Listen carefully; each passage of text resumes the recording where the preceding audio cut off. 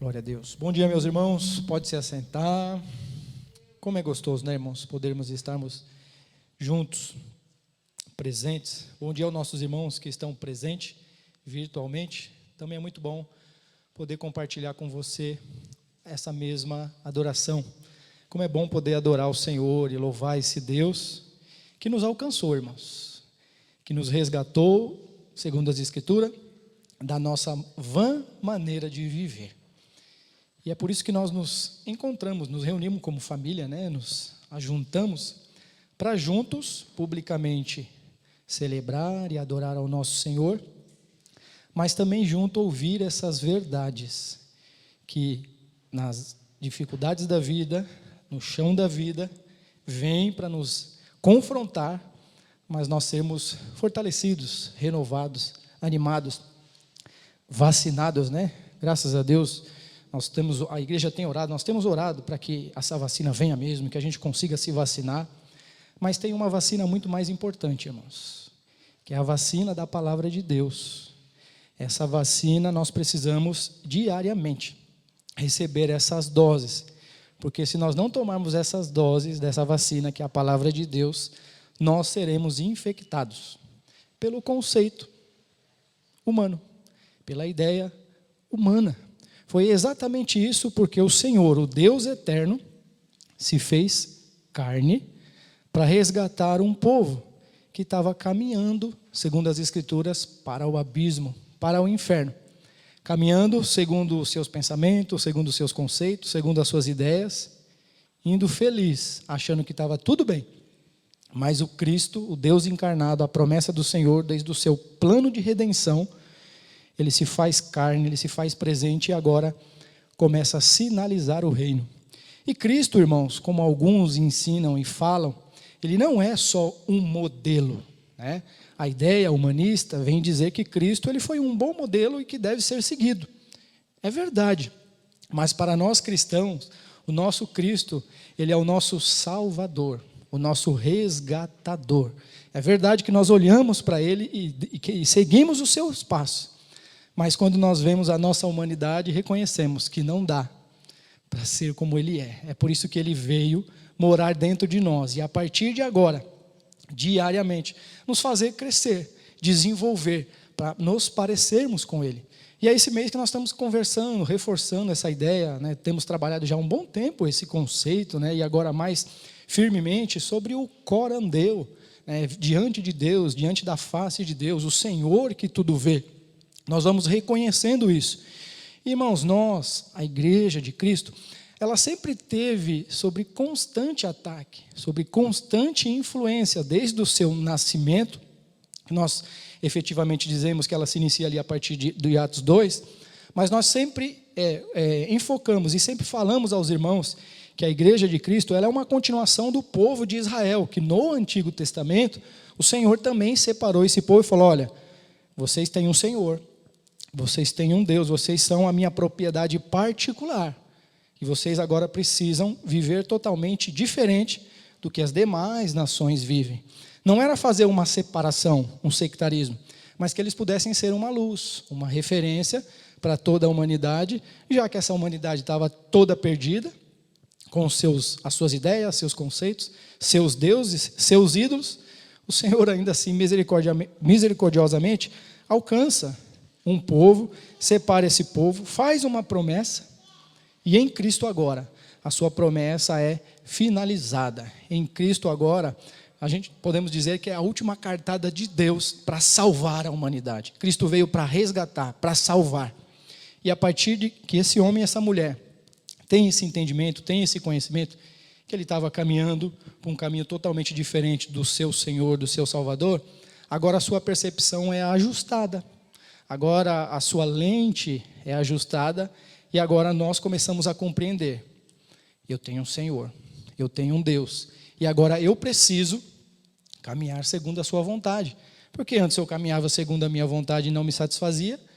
Agora eu preciso seguir ao meu Senhor. Cristo, Ele nos satisfaz. Nós temos sempre falado isso, sempre temos ouvido, né, irmãos, que o ser humano, ele de fato, ele é insatisfeito, insaciável, né? O tempo todo ele está querendo se saciar. Aquele que está tentando conquistar um bem material, uma casa. Ele conquista uma casa com 2 quartos, daqui a pouco ele quer uma casa com 3 quartos, com 5 banheiros, então ele está o tempo todo correndo atrás de alguma coisa, né? E as Escrituras vai dizer, irmãos, de que o ser humano ficou com esse vazio, né? Com essa falta de preenchimento, e nós entendemos que isso se deu por conta do pecado que aconteceu lá no Jardim do Éden. O homem agora, ele perde a sua percepção, a sua visão não está tão ajustada, né? E agora ele sai, como nós ouvimos na última ceia do Senhor, ele sai tateando, tentando encontrar algo para se apoiar, para se adorar. E nós vemos, irmãos, nas Escrituras, o Senhor, o tempo todo, invocando para si o seu senhorio. Isaías 42, 8, ele vai dizer: o Senhor, eu sou o Senhor, este é o meu nome. Eu sou o Senhor. Olha, irmãos, que afirmação, eu sou o Senhor. Qual é a ideia de eu sou o Senhor, né?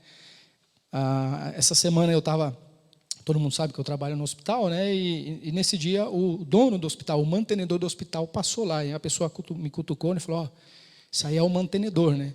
E aí vem a ideia, né? Ele é o dono, isso é dele, ele faz o que ele quiser, e ele faz o que ele quiser, e eu sou um funcionário, eu devo me submeter às normas, às regras que ele instituiu na instituição, né?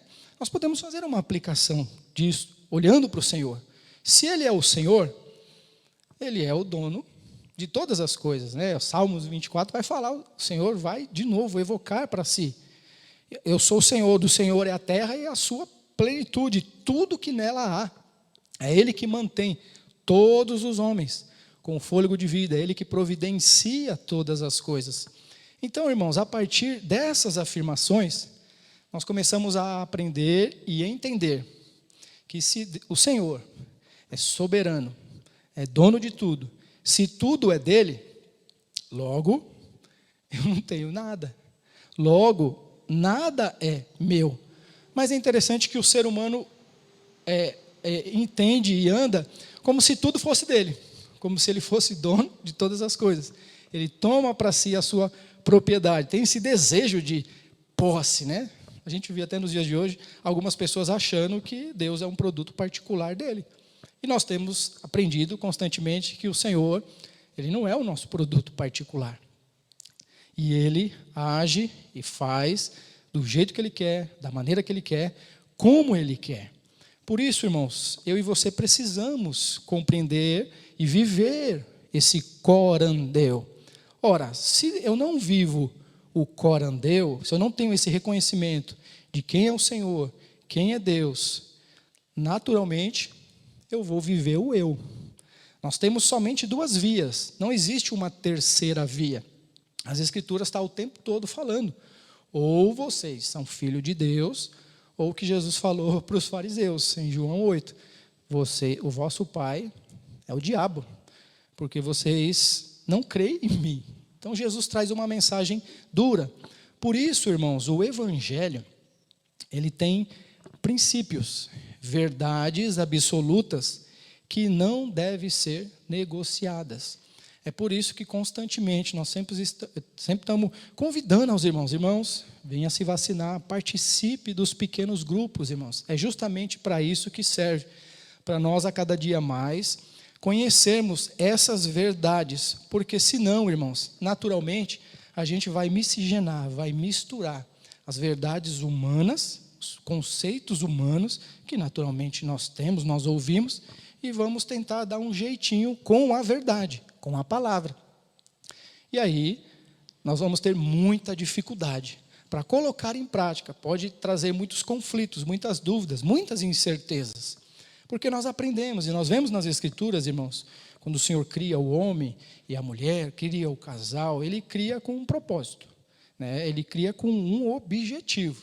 Ele compartilha a sua graça, a sua presença, Ele se revela para o homem, e já aprendemos que Ele não tem necessidade alguma, porque Deus é suficiente em si mesmo, né?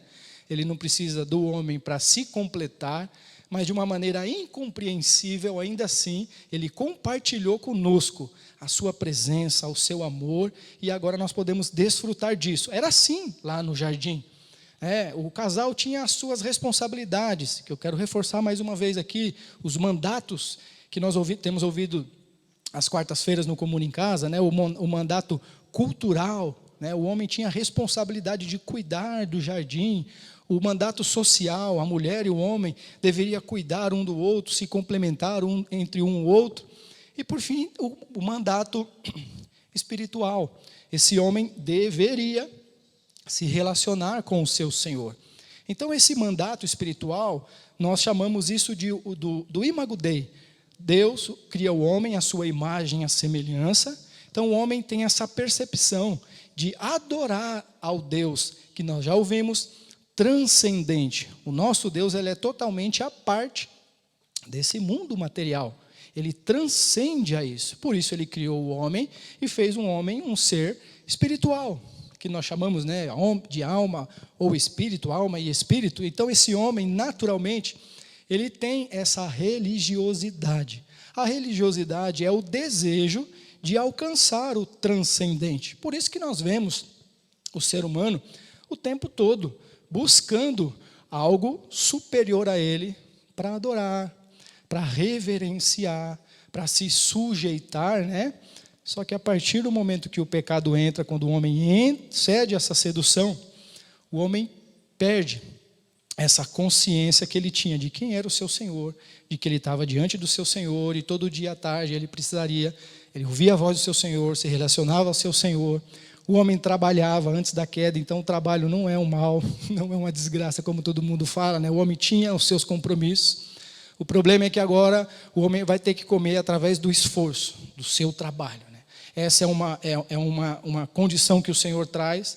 Ele traz uma punição, é um castigo que ele traz para o homem morre também espiritualmente, E é por isso, talvez esse seja um dos grandes motivos, irmãos, que a gente vê tanta diversidade de religião, São tantas religiões, porque o homem tem o Imago Dei, ele tem essa religiosidade dentro dele, ele está o tempo todo querendo buscar. Por ele agora não ter mais o conhecimento, a percepção de quem é Deus, ele desenvolve a religião.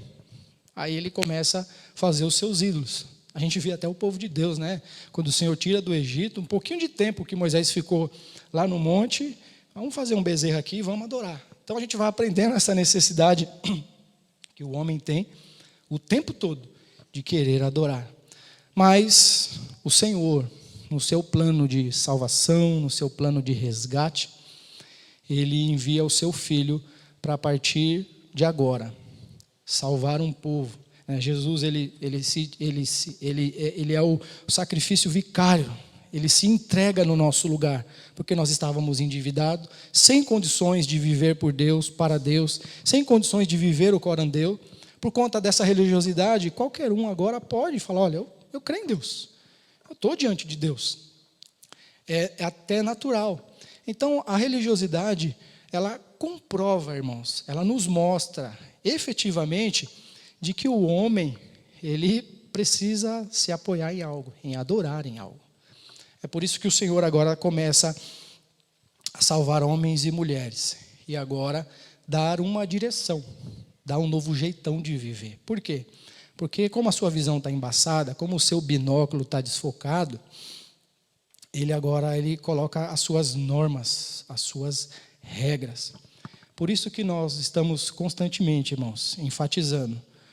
Nós precisamos viver a vontade de Deus, porque Ele deu alguns princípios, Ele deu alguns caminhos, para nós adorarmos, reconhecermos, sujeitarmos, louvarmos. E o bom de tudo isso, irmãos, é que quando nós fazemos isso, ainda assim, Deus misericordiosamente nos alcança, nos renova, nos fortalece, nos anima, nos cura, nos orienta, nos dá direção.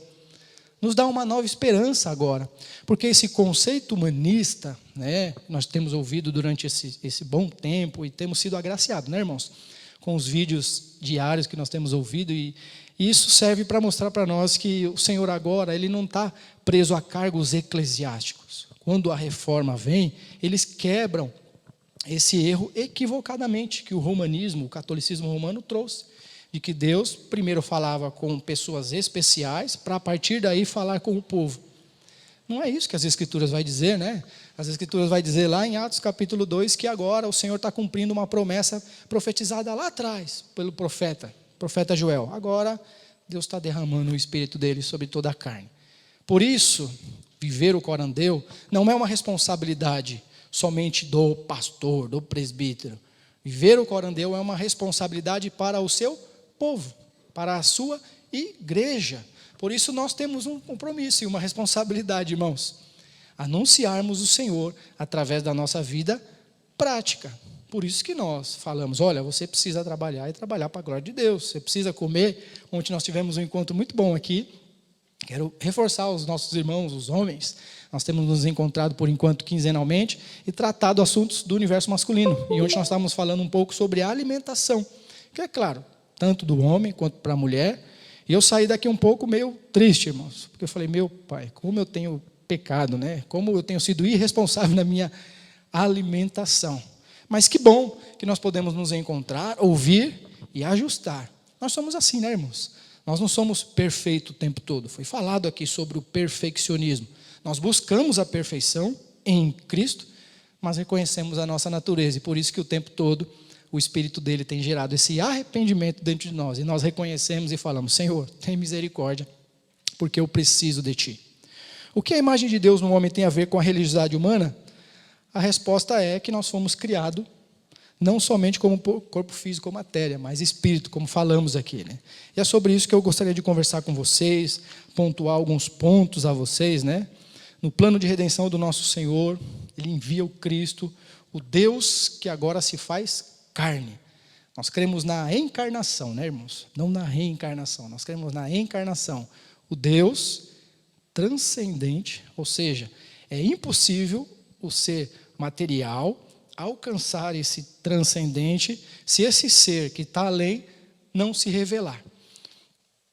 Irmão, se Deus ele é transcendente, o homem em sua natureza, como é que ele pode encontrar esse Deus? Como é que ele pode levantar a mão e dizer, ei, eu encontrei Deus, eu encontrei um Senhor? Não faz sentido, né, irmãos? É por isso que insistentemente nós estamos ensinando e falando que se Deus... Essa é a diferença do Evangelho, irmãos, para qualquer outra religião. É o Deus transcendente, que se faz imanente, é o Deus que se faz carne, que participa na sua criação e se revela para o homem. Essa é a diferença do Evangelho, é o Deus eterno indo em resgate de homens e mulheres que acham que estão servindo a um Deus, que acham que estão servindo a um ídolo. E agora começa a transformar a vida desse homem, começa a dar esperança. É por isso, irmãos, que quando ficamos doentes, é claro que choramos. É claro que sentimos as perdas. É claro que nos angustiamos. Mas nós temos uma esperança agora que vai além. É por isso que agora nós nos esforçamos para viver o corandeu, viver diante de Deus. Porque agora tem uma realidade além dessa realidade material. É por isso que nós trabalhamos, buscamos profissões, nos esforçamos para crescer. Só que nós não ficamos presos a essa realidade material. Por quê? Porque as Escrituras dizem, olha, o céu e a terra vai passar. Mas aquele que faz a vontade do Senhor, esse vai permanecer. As minhas palavras não vai passar. Jesus o tempo todo vem trazer essa realidade de que nós precisamos não fincar as nossas raízes aqui nesse plano terreno. E às vezes nós nos deparamos e estamos fincados, né, irmãos, com as nossas raízes aqui nesse plano e achamos que tudo vai se resolver aqui, e às vezes não. Às vezes temos decepções, às vezes temos perda mesmo, mas nós temos uma certeza. Jesus mesmo disse que aquele que crê em mim, ainda que esteja morto, viverá. Aquele que crê em mim, no último dia, esse vai se levantar. Essa é a maior expectativa da igreja, essa é a maior expectativa do povo de Deus. Oramos sim por provisão, oramos sim por portas abertas, oramos sim por cura, mas a nossa maior esperança, a nossa maior declaração é Maranata, vem Senhor, porque a promessa de Cristo, a promessa do Senhor, desde lá de Gênesis, irmãos, é que Ele iria restaurar essa terra, onde não mais teria injustiça, onde não mais teria doença, onde não mais teria morte. Essa é a nossa esperança. Você já se viu, irmãos, vivendo nesse plano terreno, diante do seu Senhor, sem necessidade de comprar remédio, sem necessidade de fazer um curso para ter uma profissão, porque o Senhor, Ele estará conosco plenamente. Nós já desfrutamos, né, a graça, a presença de Deus, mas não ainda plenamente. Nós aguardamos, nós estamos nesse caminho de construção, aguardando nós recebermos um novo corpo, um corpo transformado. E glória a Deus por isso, irmãos. E eu queria ler com os irmãos. Então, a religião, para ficar bem claro, ela é um fruto da criação humana. O ser humano, na ânsia de ter um ser maior, ele desenvolve essa religião. Não é à toa que lá em Eclesiastes 3, a partir do versículo 11, o pregador, Salomão, ele vai exaltar a soberania de Deus, né? Lembra que está lá em Eclesiastes 3? Tudo tem um tempo determinado, né? E ele vai falar que o Senhor, Ele colocou o anseio pela eternidade no coração do homem, mas mesmo assim, ele não compreendeu a Deus, mesmo assim ele não compreendeu ao Senhor. Nós vamos aprendendo, irmãos, que esse anseio, esse desejo, esse imago Dei que está dentro de nós, só é de fato saciado quando o Eterno, o Senhor, o seu Espírito, vem morar dentro de nós. Eu queria ler com vocês, a partir de Romanos capítulo 1, versículo 18, porque como o homem ele tem esse conceito de religião dentro de si, Paulo ele vai trazer uma fotografia, né? Estava conversando com o pastor essa semana, o iluminismo a partir do século XV, né? A impressão que dá é que é o seu trabalho de conclusão de curso apresentado com base no que Paulo apresenta em Romanos capítulo 1, né? Nós temos ouvido aqui durante todo esse mês que o iluminismo, ele rompe esse conceito de religião, de religiosidade, de Deus, e agora o homem passa a ser o centro, o homem mais não precisa desse Deus que era apresentado pela igreja, não precisa mais disso. Irmãos, nós falamos a respeito da Idade Média, né, que foi conhecida como a Idade das Trevas, onde o catolicismo, a igreja detinha o poder, o monopólio, né, e muita gente pinta como algo somente negativo, mas não. Teve muitas coisas boas que foram feitas, né, as obras sacras, as faculdades que foram desenvolvidas, tudo isso também foi bom. Só que eles engessaram Deus, eles fizeram de Deus o seu produto particular. Eles colocaram a Santa Sé, colocaram o templo, a igreja como um espaço físico, como soberano, como acima de qualquer outra, de qualquer outro templo, né? Em seguida surgiu a palavra da ex-cátedra, que é a infabilidade papal, que o que o Papa falava, segundo as Escrituras, era verdade, ninguém mais poderia contestar, né? Aí o Senhor, misericordiosamente, sempre na história nós vamos ver, né, ele sempre levantando os seus remanescentes, levantando um povo fiel, piedoso. Surge a reforma. Não é uma ideia da reforma, tá, irmão? Não é um conceito novo que ele desenvolve, mas era uma verdade, um princípio bíblico que estava empoeirado. E aí sim o Senhor começa a fazer uma grande transformação. E a gente vê os grandes benefícios que a própria reforma trouxe, né? Os reformadores, os homens de Deus que agora aprenderam que tem um Deus, tem um Senhor, e que eles precisam viver integralmente na sua vida para Deus, né? Então a gente vai vendo na história aí, eles desenvolvem grandes faculdades, né? Uma faculdade conhecida até hoje, que é um legado, né, deixado deles, que é a faculdade de Oxford, né, que foram os reformadores que iniciaram ela, entre grandes outros, né? Então a gente vê como dá sim, irmãos, não tem necessidade de fazer essa separação entre espiritual e material. Isso aqui é santo, isso aqui é profano. É igual na música, né? Existe música de Deus e música do mundo, né? Isso é um conceito equivocado que a gente vê muita gente falando, né? Existe música boa e existe a música ruim, né, irmãos? Toda música é do mundo, nós estamos do mundo, né?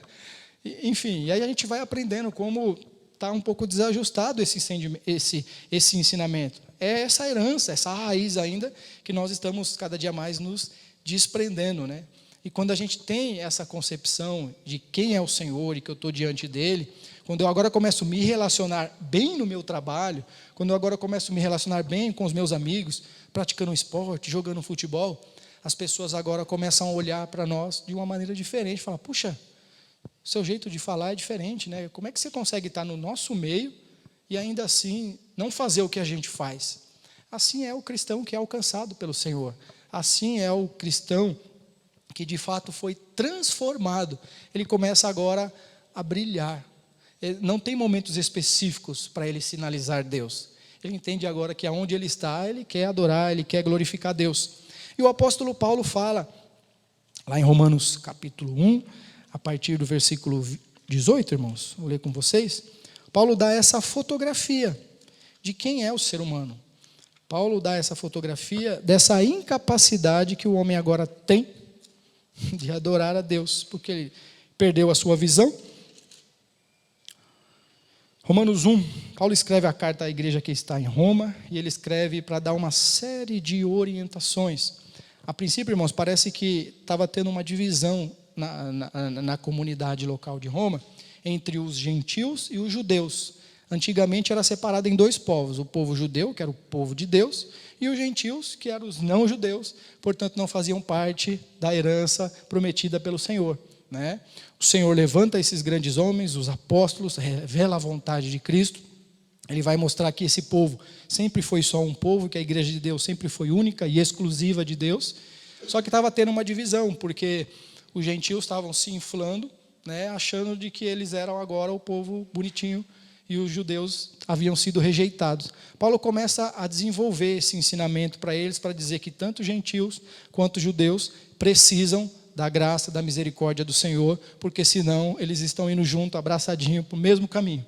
Então Paulo começa a tratar isso, ele vai mostrar a característica desse povo, que se diz que é gentil, e vai mostrar a fotografia, quem é esse povo, quem é o ser humano. A partir do capítulo 2, 3, ele vai tratar com os gentios também, vai falar com os judeus, falar, vocês receberam a lei, vocês receberam um profeta, você diz que não deve roubar, mas você também rouba, ou seja, vocês também carecem da graça de Deus. Eu queria ler com vocês isso aqui. Portanto, a ira de Deus é revelada dos céus contra toda impiedade e injustiça dos homens, que suprimem a verdade pela injustiça. Pois o que de Deus se pode conhecer é manifesto entre eles. Olha, irmãos, o que de Deus se pode conhecer é manifesto entre eles, porque Deus lhe manifestou. Então, o que ele tem de conhecimento, ainda que seja raso de Deus, ele só conhece porque foi o próprio Deus que se manifestou a eles. Versículo 20. Pois desde a criação do mundo, os atributos invisíveis de Deus, seu eterno poder e sua natureza divina, têm sido visto claramente, sendo compreendido por meio das coisas criadas. Paulo vai usar a natureza para dizer que Deus se revelou, ele se evidencia também através da natureza. De forma que tais homens são indesculpáveis, porque tendo conhecido a Deus, não o glorificaram como Deus, nem lhe renderam graça, mas os seus pensamentos tornaram-se fúteis. O coração insensato deles obscureceu-se, dizendo-se sábios, tornaram-se loucos, e trocaram a glória do Deus imortal por imagem feitas segundo a semelhança do homem mortal, bem como de pássaros, quadrúpedes e répteis. Por isso, Deus os entregou à impureza sexual, segundo os desejos pecaminosos do seu coração, para a degradação do seu corpo entre si. Trocaram a verdade de Deus pela mentira, e adoraram e serviram as coisas e seres criados em lugar do Criador, que é bendito. Amém. Então Paulo fala que ainda que o homem tenha um pouco de conhecimento de quem é Deus, ele trocou a verdade pela mentira. E é nesse ponto justamente que o Evangelho, irmãos, vai aplicar as verdades absolutas de Deus, totalmente diferente do que é apresentado para o homem. Por isso que no iluminismo, irmãos, nós aprendemos, eles fazem da ciência o seu próprio eu, o seu próprio Deus. Por mais que o homem diga que está rompendo esse laço religioso, ainda assim ele está criando um ídolo para si. Ainda assim ele está preso a um ídolo, ao eu, à adoração do eu. Surge o antropocentrismo, irmãos. Agora o homem é o centro de tudo. Surgem algumas ciências que são muito boas, e que nós usamos ela no dia a dia, e é muito boa, né? A sociologia, a psicologia, como é que a gente compreende o psique do homem, o seu relacionamento, tudo isso é bom e nós usamos isso, não é, irmãos? Só que não pode se limitar a isso, não pode parar nisso. Por quê?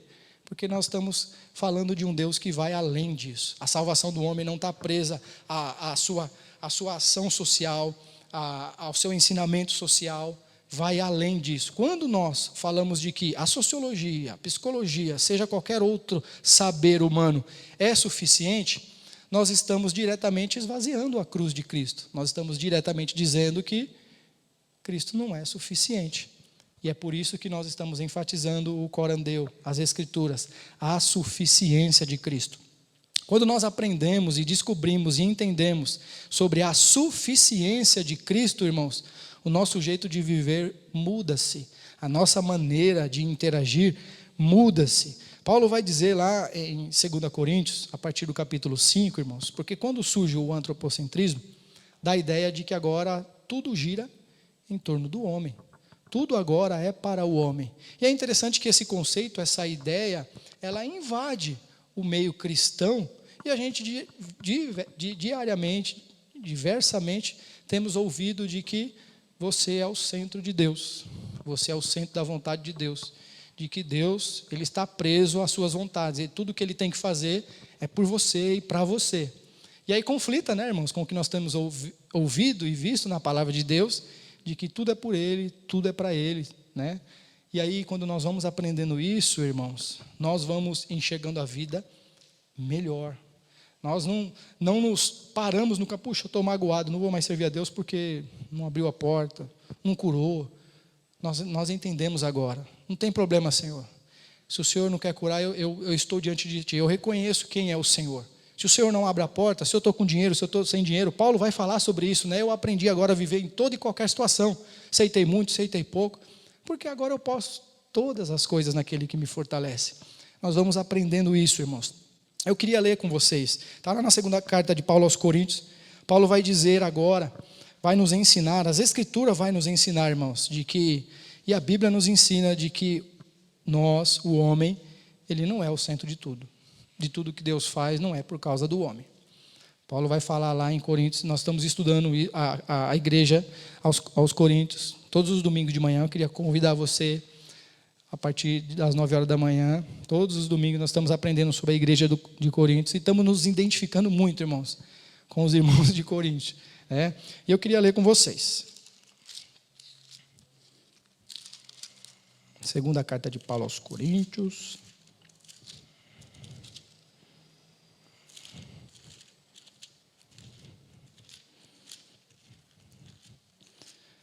Capítulo 5, a partir do versículo 14. 5:14. Pois o amor de Cristo nos constrange, porque estamos convencidos de que um morreu por todos, logo todos morreram. Então Paulo está falando de Adão aqui, né? Nós estamos convencidos que está todo mundo morto, porque um morreu por todos, todos morreram. E ele morreu por todos, ele quem? Cristo, né? Por todos, para que aqueles que vivam já não vivam mais para si, mas para aquele, por eles, que morreu e ressuscitou. Paulo está orientando a igreja de Corinto agora, de que Cristo morreu em favor deles, resgatou eles. Agora eles não devem mais viver para si, eles precisam olhar para Cristo. Versículo 16, de modo que de agora em diante, a ninguém mais consideramos do ponto de vista humano. Ainda que antes tenhamos considerado Cristo dessa forma, agora já não o consideramos assim. Portanto, se alguém está em Cristo, é nova criação.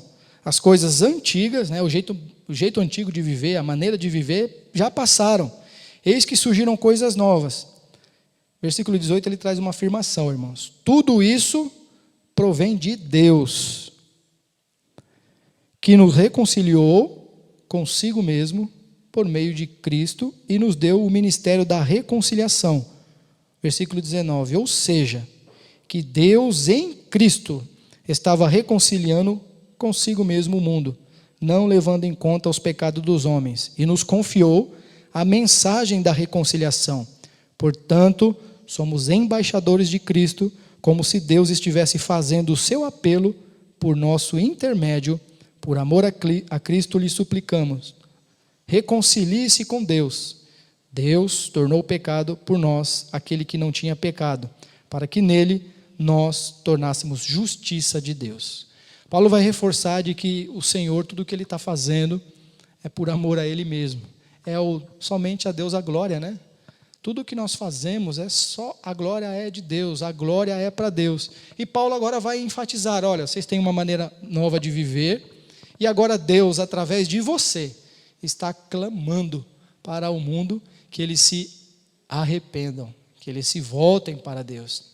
Essa é a missão da igreja, né? Nós temos ouvido isso, Mateus 28, a comissão que o Senhor dá, somente para uma elite, somente para os discípulos, somente para os apóstolos?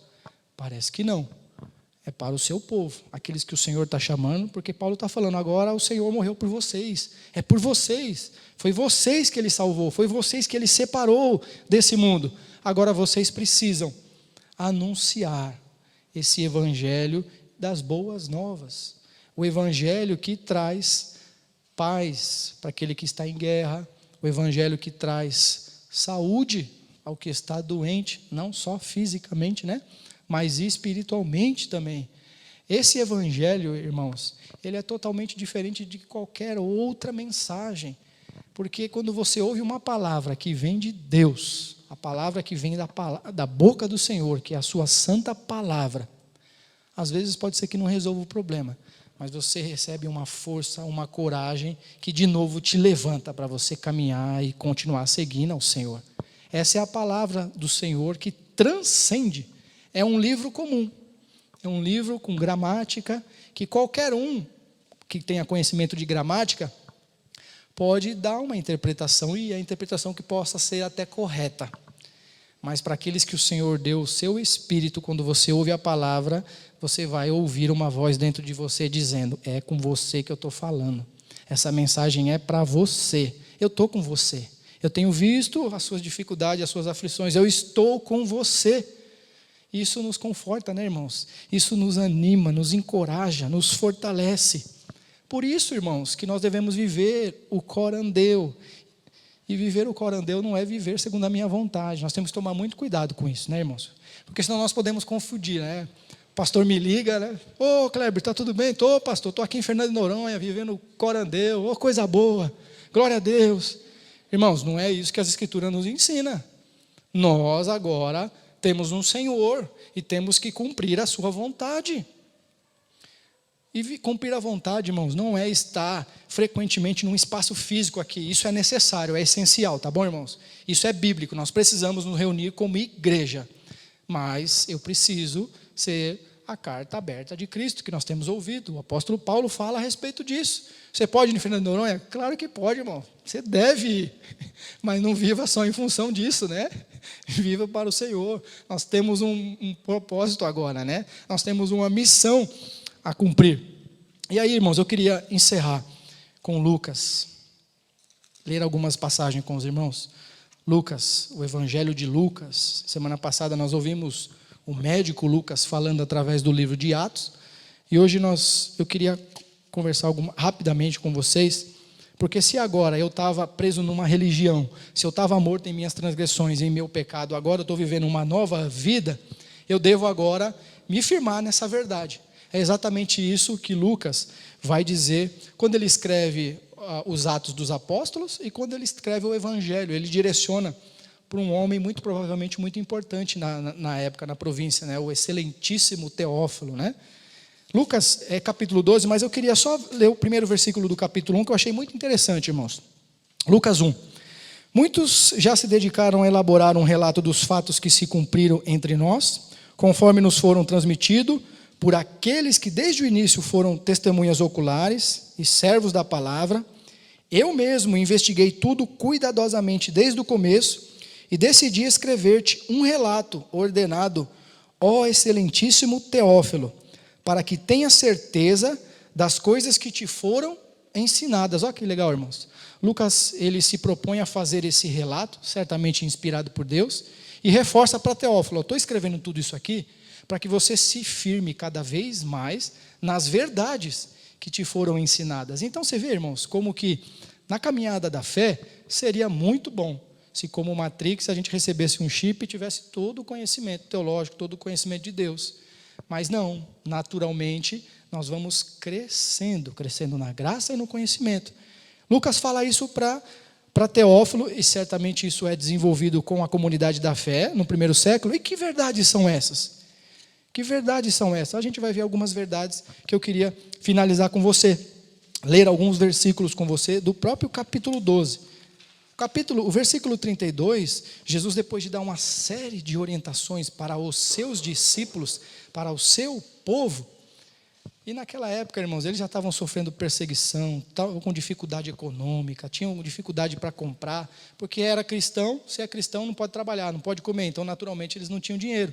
E tudo isso traz medo, traz aflição. Essa pandemia que nós estamos vivendo traz esse medo, traz essa ansiedade. E aí Jesus traz uma mensagem confortante para eles e diz: olha, não temas, pequeno rebanho, porque foi do agrado do Pai dar-lhes o reino, compartilhar o reino com vocês. O Pai nos deu o reino, irmãos. Ele nos deu. Não tem condição para alcançar o reino. Foi nos dado imerecidamente. Nós chamamos isso de graça. E Jesus começa a ensinar. Ele bate muito pesado com os religiosos, né? Com os fariseus. Nos primeiros versículos ele vai chamar eles de hipócrita. E nós precisamos cada vez mais nos olharmos para as Escrituras, irmãos, esse espelho, e não cairmos nesse mesmo erro da hipocrisia. É a ideia do ator que está atuando. Ele pegou um papel para ser o bom moço, mas na vida real ele não respeita dentro de casa, pragueja tudo, chuta o cachorro quando está com raiva, né? E Jesus vai falar: vocês tomem cuidado com o fermento do fariseu, né? Tomem muito cuidado. Por isso, irmãos, se nós entendemos que eu estou diante de Deus, eu vivo por Deus, vivo para Deus, como é que eu posso tentar enganar minha esposa? Como é que eu posso tentar enganar o meu amigo? Porque tem alguém me olhando, tem alguém que está me vendo. E glória a Deus, irmãos, que quando nós temos essa percepção, a tentação vem, bate na porta, mas nós rejeitamos, porque nós entendemos que tem um Senhor nos olhando. E nós vamos prestar conta para Ele, né?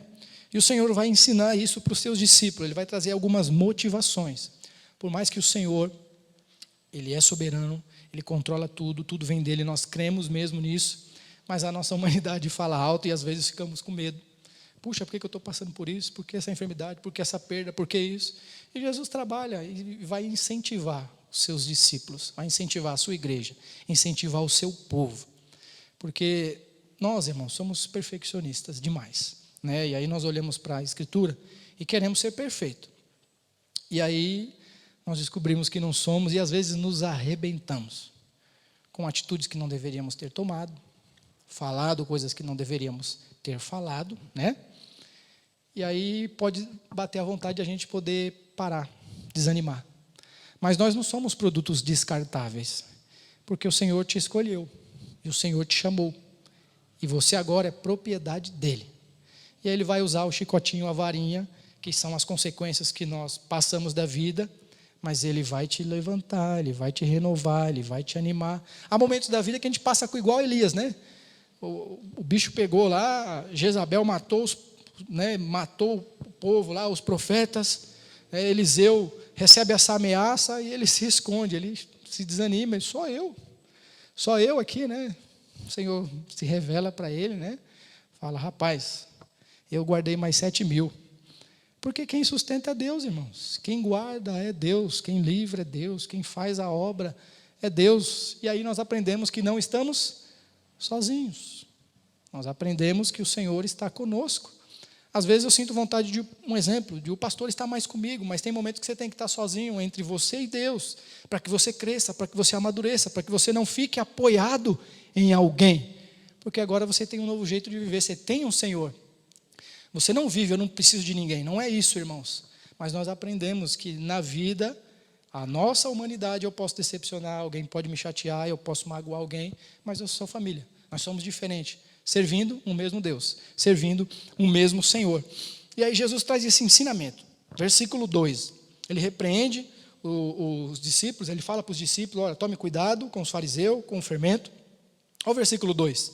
Não há nada escondido que não venha a ser descoberto, ou oculto que não venha a ser conhecido. O que vocês disserem nas trevas serão ouvido à luz do dia, e o que vocês sussurrarem aos ouvidos dentro da casa será proclamado dos telhados. Eu lhe digo, meu amigo, não tenham medo do que mata um corpo, depois nada mais podem fazer. Mas eu lhe mostrarei a quem vocês devem temer. Temam aquele que depois de matar o corpo tem poder para lançar no inferno. Sim, eu lhes digo, esse vocês devem temer. Versículo 6. Não se vendem 5 pardais por 2 moedinhas? Contudo, nenhum deles é esquecido por Deus. Até os cabelos da cabeça de vocês estão todos contados. Não tenham medo, vocês valem muito mais do que muitos pardais. Pardais era um animal muito simples daquela época, né? Era o mais baratinho, né? Jesus usa esse exemplo para mostrar, está vendo esses pardais? O Pai cuida deles. Sabe o fio de cabelo de vocês? Segundo a ciência, irmãos, nós temos em média de 140 mil fios de cabelos na cabeça. E Jesus vai dizer, olha, o Senhor conhece até os fios de cabelo. Não tenham medo. Deus cuida de vocês. Deus cuida de vocês. O Senhor cuida de vocês. O Senhor vai trazendo esse refrigério, esse ânimo para os discípulos, né? E Ele vai dizer que Deus está vendo tudo. Toda palavra, toda atitude vai ser no dia do juízo. Jesus está apontando para o juízo aqui. Vai ser requerido, vai ser cobrado. Irmãos, não faça nada por medo de ir para o inferno, tá bom? O Senhor já te salvou. O Senhor já te deu a salvação. É sempre ao contrário, tá? Não faça o bem para receber o bem. Você faz o bem porque você já recebeu o bem. O Senhor já te deu. O Senhor já te abençoou. O Senhor já te alcançou. É por isso que agora nós vivemos. É por isso que agora nós reconhecemos, nós adoramos. Não é troca. Se tudo é de Deus, o que você pode dar para Deus, irmãos? Nós ofertamos, nós dizimamos, nós ajudamos, porque é uma atitude de gratidão, de reconhecimento, que tudo é dele, tudo vem dele, por isso eu agora quero adorar ele, tá bom? E aí Jesus vai falar sobre uma parábola do rico insensato. Jesus vai trabalhar agora o conceito da ansiedade. Jesus vai ensinar os discípulos a não terem ansiedade. E ele vai dizer, a primeira parábola a partir do versículo 13, vai falar de um rico insensato. Ele vai falar de um rico que tinha tudo e estava ansioso como é que ele ia guardar tudo. E Jesus fala, olha, esse cara é louco, porque hoje vão pedir a sua alma. O que você terá para apresentar? Jesus ensina um conceito de que nós não devemos viver pela avareza. Não viver em prol do dinheiro. É bom, né, irmãos? Ter dinheiro, é muito bom trabalhar e temos que trabalhar, isso glorifica ao Senhor, honra ao Senhor, mas nós temos que ter cuidado com isso. Temos que ter cuidado com a avareza, porque isso gera ansiedade. Jesus vai trabalhar esse conceito.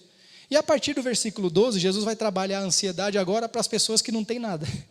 Um está ansioso porque tem tudo, e o outro está ansioso porque agora não tem nada. E eu quero finalizar com vocês esses versículos, versículo 22. Dirigindo-se aos seus discípulos, Jesus acrescentou, portanto eu lhe digo, não se preocupem com a sua própria vida, quanto ao que comer, nem com o seu próprio corpo, quanto ao que vestir. A vida é mais importante do que a comida e o corpo mais do que as roupas. Observem os corvos. Jesus agora ele pede para os discípulos olharem para os corvos, né? Ele usa um outro animal que ali para o povo judeu não era muito legalzinho não, né? Ele está falando, observem os corvos. A vida é mais importante do que a comida, o corpo mais do que as roupas. Observem os corpos, não semeiam, nem colhem, não têm armazém, nem celeiro. Contudo, Deus alimenta. E vocês têm muito mais valor do que as aves. Jesus vai trazer alguns ensinamentos para como combater a ansiedade. A primeira é confiar na soberania de Deus. A primeira é confiar na providência de Deus. Confie, irmãos, na providência de Deus. Descanse em Deus, porque o Senhor é fiel. O Senhor nos guarda, o Senhor nos abençoa mesmo.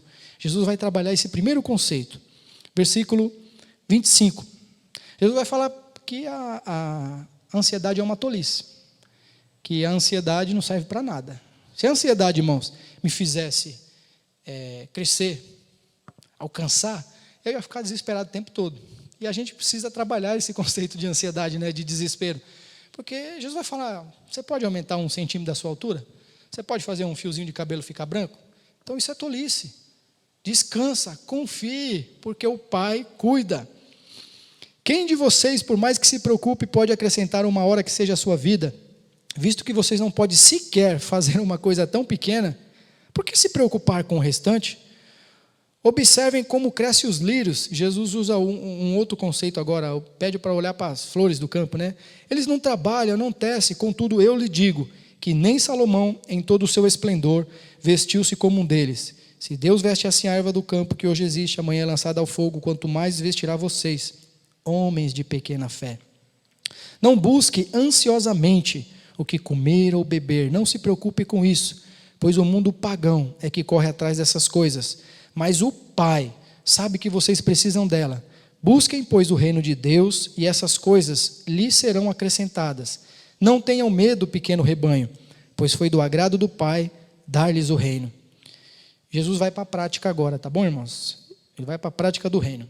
Vendem o que têm e deem esmola. Ele vai falar de generosidade aqui, né? Façam para vocês bolsas que não se gastem com o tempo, um tesouro nos céus que não se acabe, onde ladrão algum chega perto e nenhuma traça destrói. Pois onde estiver o seu tesouro, ali também estará o seu coração.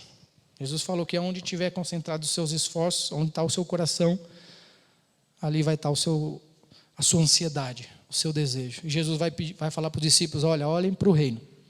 Façam as coisas do reino. Se você estiver olhando muito para esse mundo, a ansiedade, o desespero, o medo, a angústia vai abater. E isso pode trazer problemas no seu relacionamento com o seu Senhor, com o seu próximo, porque nada vai estar bem. Jesus vai incentivar. Confie no Senhor. Por isso, irmãos, nós precisamos ter essa consciência. E para ter essa consciência, nós temos que estar em comunhão, comungando, para reforçar e ouvir essas verdades. Eu quero encerrar por aqui, orar com os irmãos, que nós possamos, irmãos, viver esse corandeu. Lembre-se, se você não estiver vivendo o corandeu, você vai estar vivendo o eu. Você vai estar saciando as suas vontades, os seus desejos, a sua carne. E aí nós vamos ter muito problema. É melhor nós nos olharmos, nos humilharmos para as Escrituras. Se você tem tido dificuldade de viver esse corandeu, nós temos um Senhor que podemos orar e pedir misericórdia a Ele, que Ele nos auxilie, que Ele nos ajude. E eu finalizo com a última, irmãos, Romanos 14:8. Se vivemos, vivemos para o Senhor. Se morremos, morremos para o Senhor. Não importa, quer vivamos, quer morramos, pertencemos ao Senhor, irmãos. A enfermidade pode nos matar, mas nós temos um dono agora. A doença pode nos matar, mas agora nós temos um dono. Isso nos anima a ir para a vida, irmãos. Não só ir para a vida, mas compartilhar essa vida que eu não tinha e que agora eu tenho e vivo pela fé. Vamos orar ao Senhor, vamos nos colocar diante do Senhor. O Senhor cuida de você, meu irmão. O Deus provedor que cuida dos animais, que cuida do seu cosmo, da sua terra. Ele vai cuidar de nós também, porque Ele nos chamou, Ele nos escolheu. Não sei porque Ele nos chamou, não sei porque Ele nos escolheu, mas Ele nos chamou. Se Ele nos chamou, a Bíblia diz que Ele é fiel e justo para cumprir a sua palavra. Vamos orar em nome de Jesus. Nosso Senhor, nós oramos mais uma vez diante de Ti, Senhor. Quero Te agradecer por esse tempo que aqui estivemos junto com a Tua igreja, Senhor, presencialmente, virtualmente, ouvindo a Tua voz, ó Deus, olhando para dentro de nós e vermos como somos fracos, frágeis e falhos, Senhor. Mas nós queremos, ó Pai querido, viver a Tua vontade, reconhecendo o Senhor em todos os nossos caminhos. Senhor, que tudo que alcançarmos, que tudo que conquistarmos, ó Deus, possamos reconhecer a Tua misericórdia, a Tua bondade, Pai, a Tua graça, Senhor. Senhor, eu oro pela Tua igreja, Senhor, aquele que está desanimado, aquele que não tem forças, ó Deus amado, que tem dificuldade de vencer o pecado. Senhor, a tentação que bate à porta, somos tentados todos os dias, mas o Senhor nos ensinou a orar, pedindo livramento. Livra-nos do mal, livra-nos das tentações, Senhor. Nos ajuda a ser luz e sal, encoraja o Teu povo, encoraja a Tua igreja, ajuda a Tua igreja, Senhor, a ser resiliente, Senhor amado, a ser absoluta diante da verdade. Temos recebido tantos ataques, Pai, esses ataques têm nos confundido, tentado nos seduzir, mas nos ajuda, Senhor, permanecer fiel, porque o Senhor, ó Pai querido, prometeu estar conosco, nos animando, nos fortalecendo. Não somos nada sem Ti, Senhor. Iremos entrar nesta semana, Senhor amado. E pode ser que há irmãos nossos que ainda estão enfermos, estão doentes. E nós lembramos dele agora, Senhor. Nós oramos, porque o Senhor é um Deus que não está à parte da sua criação. O Senhor é um Deus que está presente. Por isso eu oro, Senhor. Oro para aquele que está enfermo, oro para aquele que está doente, Senhor. A enfermidade, a doença tem trazido medo, preocupação, Senhor. Nós ansiamos estar contigo, Pai querido. Ó Deus amado, mas também queremos viver aqui enquanto pudermos, para a louvor e a glória do Teu nome. Por isso às vezes sentimos medo. Mas eu oro para que o Senhor cure este homem, para que o Senhor cure esta mulher, Senhor. Toda sorte de enfermidade, Senhor amado. Nós oramos em nome de Jesus. Eu oro, Senhor, por aquele que está preocupado, com medo de perder o seu emprego, com dificuldade financeira, Senhor. Senhor, nós olhamos para tudo isso e nos desesperamos. Mas a Tua palavra nesta manhã diz que assim como o Senhor cuida dos pássaros, das plantas, o Senhor cuida daqueles que em Ti confiam. Senhor, cuide, Senhor, deste homem, cuide desta mulher, Senhor. Abra as portas de emprego, Senhor. Prospera, Senhor. Move o coração do Teu povo a cada dia mais, Senhor. Eu oro, Senhor amado, pelo Teu povo, pela Tua igreja. Senhor, nos dê uma semana de tranquilidade, de paz, que a Tua presença esteja conosco, nos encorajando, nos fortalecendo, Senhor, para que nas tempestades da vida possamos estar firmes, Senhor. Eu Te agradeço, Senhor, e eu Te louvo em nome de Jesus. Amém.